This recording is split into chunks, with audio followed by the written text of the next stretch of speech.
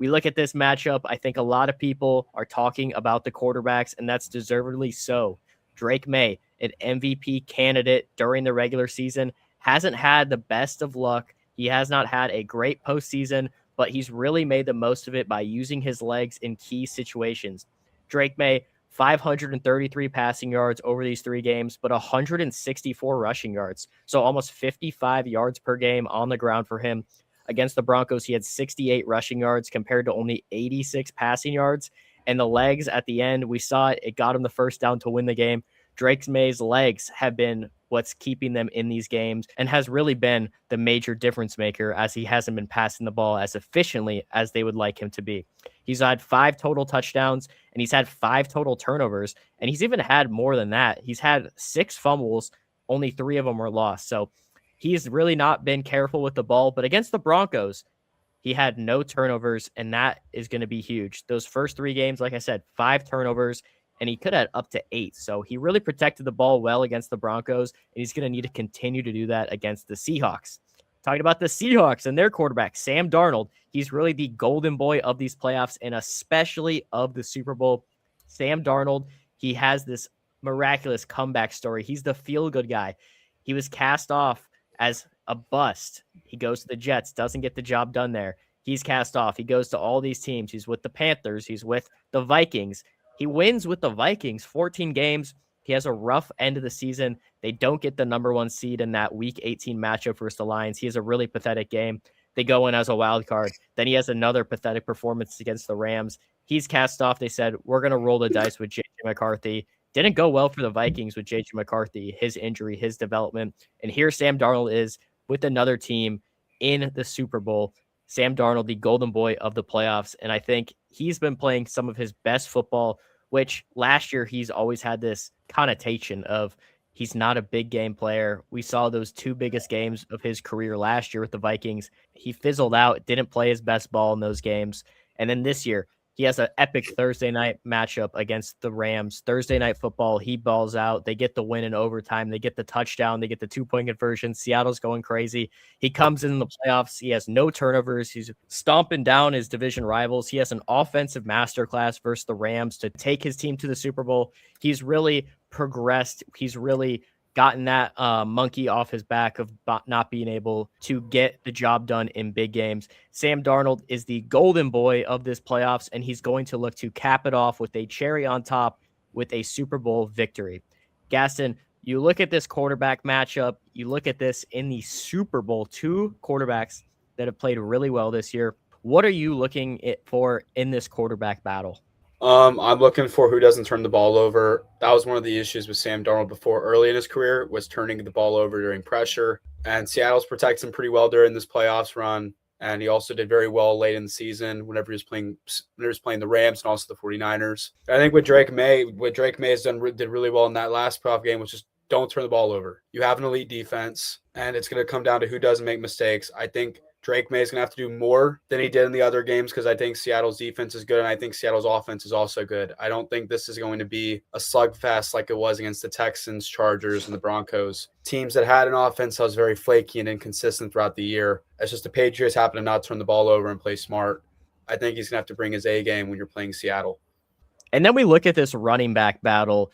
Zach Charbonnet goes down. That's a huge injury for the Seahawks. They're going to be solely reliant on Kenneth Walker to carry them in the rush game. Kenneth Walker in his 2 games, 38 carries, 178 yards. Pretty good. But against the Rams, he really was not running the ball that much. He had 19 carries, under 50 yards. Kenneth Walker is going to have a difficult game because the Patriots' rush defense is 6th in the NFL. Kenneth Walker is going to be a key factor. He's going to have to be able to run the ball efficiently for the Seahawks to win this game. We take it over to the other side, the Patriots. They have a 2-back system. This is what the Seahawks had with Charbonnet and K9 and what the Patriots do have in this game. Ramondre has had a monster playoffs. He has been the sole running back for them, getting the majority of the carries and has been especially efficient in the passing game, especially against the Chargers. He has 51 carries, 194 yards, so just about 4 yards per carry.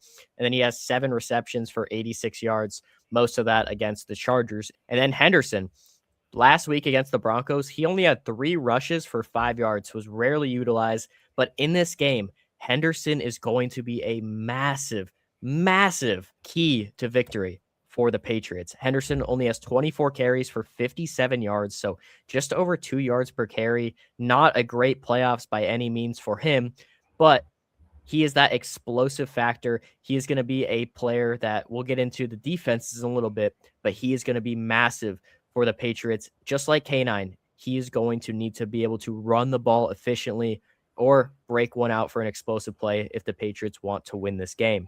When you look at these running backs, you have K9 on one side, you have Henderson and Ramondre on the other side. Which running back room do you like better in this Super Bowl, Gaston? I think the Patriots. I think it showed last week. But if you actually watch the game, the Patriots were dictating the line of scrimmage. They were killing clock, especially in the second half. It really showed. And also, don't forget, too, that their running backs have also contributed in the passing game, which I think provides a better element.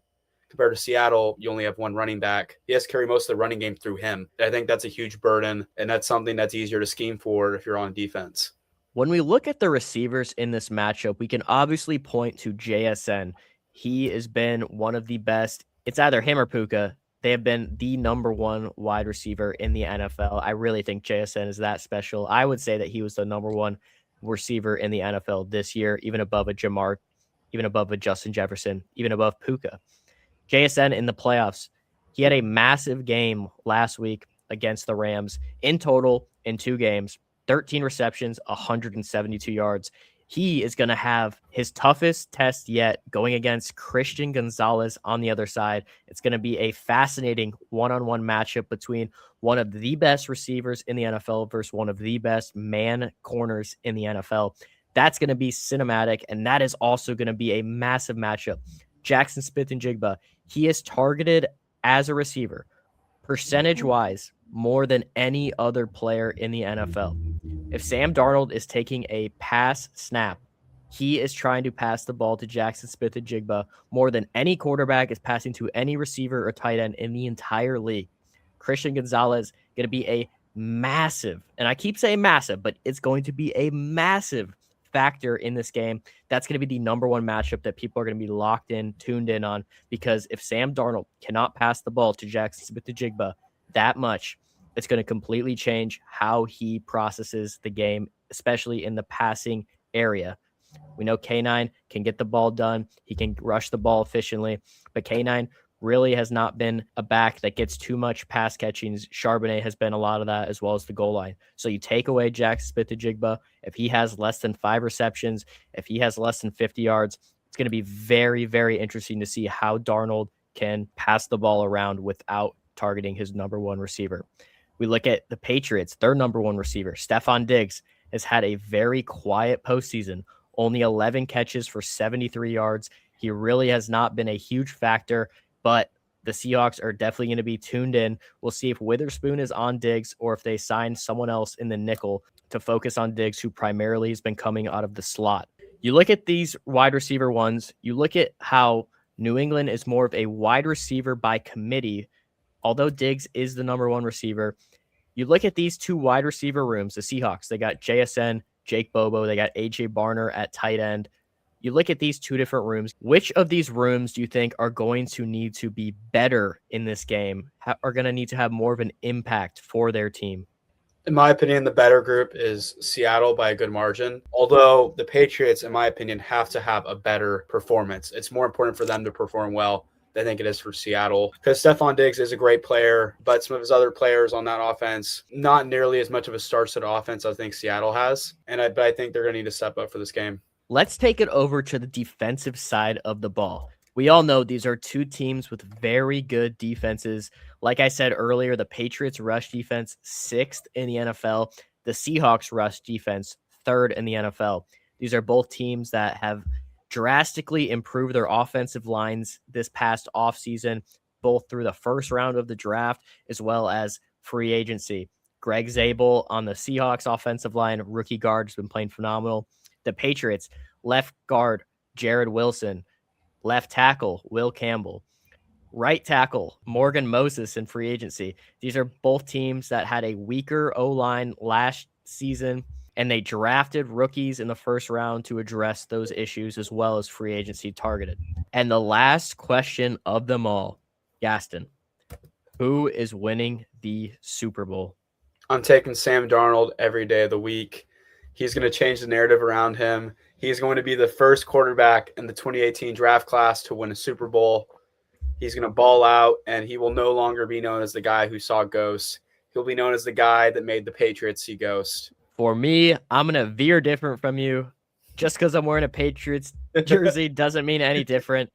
I think the Patriots are going to get the job done. Mike Vrabel is going to win his first Super Bowl as a head coach. Drake May, his first Super Bowl, first of many.